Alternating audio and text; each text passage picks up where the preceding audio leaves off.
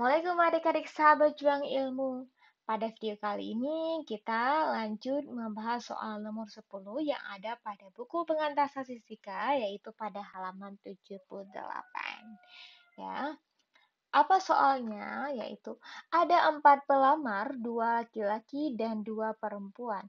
Untuk jabatan dosen psikologi, ada 2 jabatan yang tersedia, yaitu yang pertama, asisten profesor akan diisi dengan mengambil seorang di antara 4 pelamar tersebut secara acak. Jabatan kedua, instruktur diisi dengan mengambil secara acak satu di antara ketiga pelamar sisanya. Dengan menggunakan notasi L2 dan P2, misalkan untuk menyatakan kejadian sederhana bahwa jabatan pertama diisi oleh pelamar laki-laki, kedua, dan jabatan kedua diisi oleh pelamar perempuan pertama ya. Ini misalkan ini kan L2. Jadi untuk jabatan pertama itu diisi oleh laki-laki, yang kedua dan ini untuk jabatan keduanya diisi oleh perempuan yang pertama ya. Jadi nanti kita diminta untuk membuat notasi seperti ini ya, untuk memudahkan kita. Terus pertanyaan yang A-nya apa? Daftarkan semua unsur ruang contoh S. Dan D, daftarkan semua unsur kejadian A bahwa jabatan asisten profesor diisi oleh pelamar laki-laki. Yang C, daftarkan semua unsur kejadian B bahwa tepar satu jabatan diisi oleh pelamar laki-laki. Dan D, daftarkan semua unsur kejadian C bahwa tidak satu pun di antara kedua jabatan itu diisi oleh pelamar laki-laki. Yang E, daftarkan semua unsur kejadian A iris B. F, daftarkan semua unsur kejadian A gabung C. Dan yang terakhir, pertanyaan nomor G, buatlah diagram Venn untuk mengilustrasikan irisan dan paduan kedua kejadian A, B, dan C.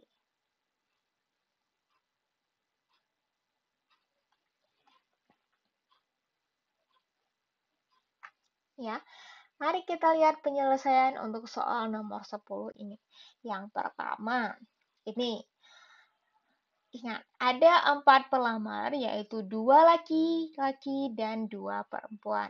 Terus dari ini, kita diminta untuk mengisi 2 jabatan. Yang pertama, yaitu asisten profesor, dan yang kedua itu instruktur. Ya, jadi nanti kita buat notasinya seperti ini diminta. Ini contohnya, jabatan yang pertama diisi oleh laki-laki, yang kedua, terus jabatan kedua diisi oleh perempuan yang pertama ya. Jadi, untuk memudahkan kita dalam menulis semua unsur kejadian yang terjadi dari cara memilih 4 pelamar, yaitu dari 2 laki-laki dan 2 perempuan untuk mengisi 2 jabatan ya. Jadi kita buat seperti ini lebih mudah. Jadi kita buat dulu untuk laki-laki yang pertama. Jadi kemungkinannya apa? Ya. Jadi laki-laki pertama itu akan mengisi jabatan yang pertama. Jabatan apa? Asisten profesor ya. Jadi kalau misalnya laki-laki pertama telah mengisi jabatan asisten profesor, sisanya kan ada 3 lainnya yang bisa mengisi untuk instruktur ya, untuk jabatan instruktur yaitu laki-laki nomor 2, perempuan nomor 1, dan perempuan nomor 2. Ya, sejauh ini bisa dipahami dengan baik ya.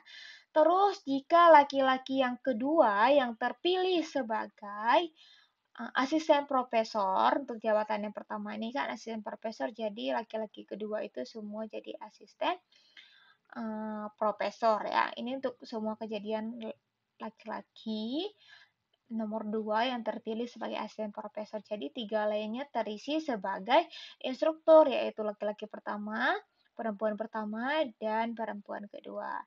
Dan jika perempuan yang pertama yang mengisi asisten profesor, maka 3 lainnya menjadi instruktur ya, jadinya laki-laki pertama jadi instruktur, laki-laki kedua, dan perempuan kedua. Begitu juga jika perempuan kedua yang terpilih menjadi asisten profesor, maka kemungkinan tiga lainnya menjadi instruktur. Jadi yaitu laki-laki pertama, laki-laki kedua, dan perempuan pertama. Bagaimana sejauh ini bisa dipahami ya? Ini kita tulis seperti ini biar memudahkan kita ya, jangan ada terlewatkan satu kejadian ya. Jadi setelah kita susun seperti ini, baru kita buat semua unsur kejadiannya dalam bentuk sebuah himpunan ya, seperti ini.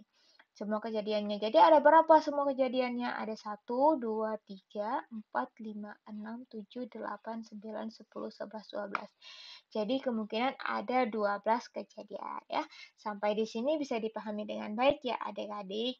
Ingat ya cara penulisan himpunan yang benar atau semua kejadian itu seperti ini. Ini dilambangkan dengan S karena diminta di soalnya S. Terus jangan lupa buka kurung kerawal dan tutup kurung kerawal dan kemudian tanda koma untuk memisah satu kejadian dengan kejadian yang lainnya.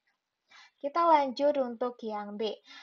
Apa soalnya? Daftarkan semua unsur kejadian A bahwa jabatan asisten profesor diisi oleh pelamar laki-laki. Ya, ingat, asisten profesor diisi oleh pelamar laki-laki, di mana asisten profesor itu adalah jabatan yang pertama. Ya, jadi kita tulis dulu tadi semua unsur kejadian yang telah kita dapatkan di soal A. Jadi kita tulis lagi ya, biar memudahkan kita.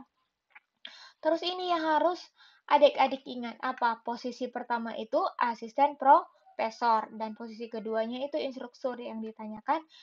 Semua unsur kejadian A apa? Semua unsurnya. Jabatan asisten profesor diisi oleh pelamar laki-laki ya. Jadi syaratnya itu asisten profesor hanya diisi oleh laki-laki. Jadi di sini adik-adik lihat yang laki-laki yang mengisi posisi di sini. Ini kan ada posisi pertama dan posisi kedua. Coba lihat laki-laki yang berada di posisi pertama. Jadi ada berapa ini ya? 1, 2, 3, 4, 5, 6. Jadi ada 6 kemungkinan ya. 1, 2, 3, 4, 5, dan 6. Kenapa ini tidak termasuk? Ya, ini laki-laki itu mengisi pada jabatan kedua instruktur, bukan jabatan yang pertama. Sedangkan yang ditanyakan itu unsur kejadian A yang jabatan profesor diisi oleh pelamar laki-laki, yang ini diisi oleh pelamar perempuan. Sampai di sini paham ya. Sekarang kita tulis, jadi maka kejadian A yaitu ini yang 6 tadi. Di mana ini maksudnya yaitu ini laki-laki pertama yang terpilih sebagai asisten profesor dan laki-laki kedua terpilih sebagai instruktur. Yang ini laki-laki pertama terpilih sebagai asisten profesor dan perempuan pertama terpilih jadi instruktur. Begitu juga sampai ini yaitu ini laki-laki kedua terpilih sebagai asisten profesor dan perempuan kedua terpilih sebagai instruktur. Sejauh ini bisa dipahami dengan baik ya adik-adik. Kita lanjut untuk C. Daftarkan semua unsur kejadian B bahwa tepar satu jabatan diisi oleh pelamar laki-laki ya.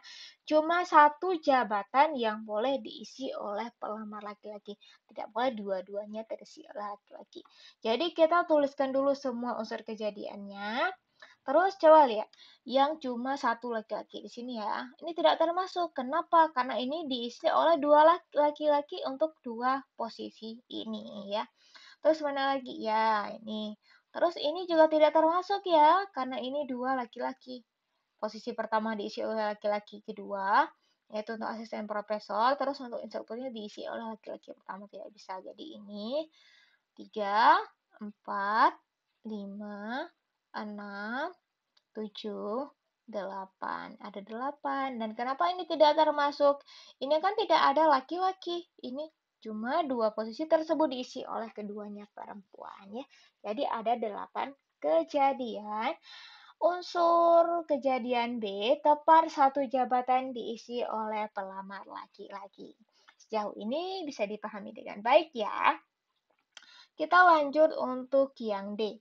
Daftarkan semua unsur kejadian C bahwa tidak satu pun di antara kedua jabatan itu diisi oleh pelamar laki-laki. Jadi kedua jabatan tersebut tidak diisi oleh pelamar laki-laki. Jadi yang diisi oleh pelamar perempuan. Jadi kita tuliskan lagi ini yang sudah kita bahas sebelumnya ya. Kenapa ini penting kita ulang-ulang nulis biar adik-adik paham. Jadi tidak perlu menulis lagi. Jadi tinggal melihat aja. Sekarang kita lihat unsur kejadian C itu apa yang ditanyain. Ini. Tidak satupun di antara kedua jabatan itu diisi oleh pelamar laki-laki. Tidak ada satupun. Jadi keduanya perempuan. Jadi ada berapa kejadian? Ada dua ya. Ini satu dan ini dua. Yang ini tidak termasuk. Ini dua laki-laki ini. Ini satu. Ini ada terisi laki-laki. Laki-laki, laki-laki, ada laki-laki, laki-laki ya. Jadi cuma ada dua. Sampai di sini paham ya. Terus maka unsur kejadian C yaitu buka kurung kerawau, yaitu ini maksudnya apa? Posisi pertama diisi oleh perempuan yaitu asisten profesor dan yang kedua itu instruktur diisi oleh perempuan kedua dan atau kejadian sebaliknya. Asisten profesor diisi oleh perempuan kedua dan instruktur diisi oleh perempuan pertama ya. Kita lanjut yang E. Daftarkan semua unsur kejadian A iris B. Kita tulis dulu apa kejadian A yang telah kita jawab tadi sebelumnya ya. Kalau adik-adik masih lupa, bisa diulang lagi atau diputar lagi.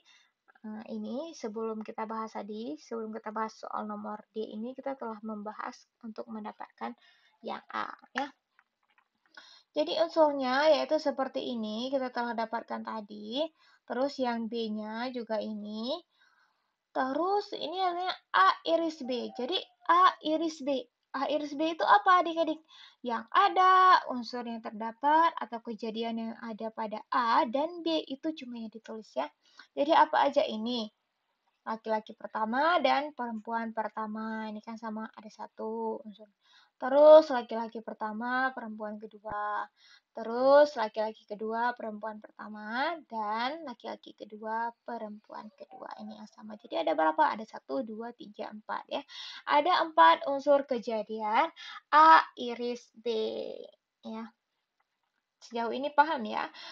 Ini ingat, kalau arahnya ke bawah itu irisan. Irisan itu cuma unsur yang sama yang ada pada unsur kejadian A dan unsur kejadian B yang dituliskan ya. Sejauh ini bisa dipahami dengan baik.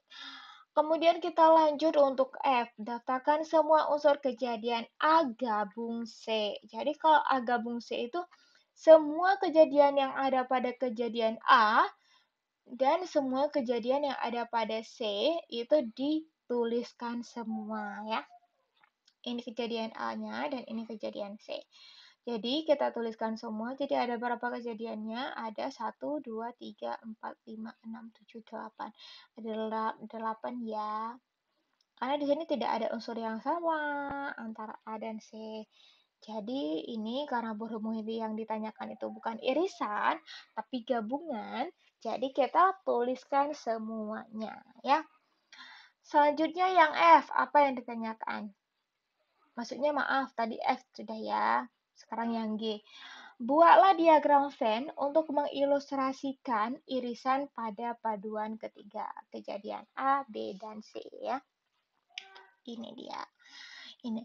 Dimana tadi kan A dan B itu ada irisannya. Ya. Terus kalau A dan C itu saling pisah, B dan C itu juga saling pisah. Jadi diagram Venn-nya itu seperti ini ilustrasinya ya. Sekian untuk kali ini. Assalamualaikum warahmatullahi wabarakatuh.